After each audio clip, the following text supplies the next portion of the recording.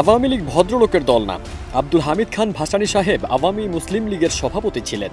তিনি শেখ মুজিবুরের অত্যাচারে দল ভেঙে দিয়ে অন্য দল গঠন করেন বলে মন্তব্য করেন সাবেক প্রধানমন্ত্রী বেগম খালেদা জিয়ার উপদেষ্টা ও ফরিদপুর জেলা বিএনপির সাবেক সভাপতি বীর মুক্তিযোদ্ধা জহিরুল হক শাহজাদা মিয়া। বর্তমান শেখ হাসিনার সরকার আজকে দুই চারটে কথা বলতেছি, এই কথা বলতে পারতাম। 16 ফেব্রুয়ারি বিকেল 5টায় ফরিদপুরের সদরপুর উপজেলার হাট কৃষ্ণপুর বাজারে স্থানীয় বিএনপির উদ্যোগে 31 দফা বাস্তবায়নের লক্ষ্যে আয়োজিত পথসভায় প্রধান অতিথির বক্তব্যে তিনি এসব কথা বলেন।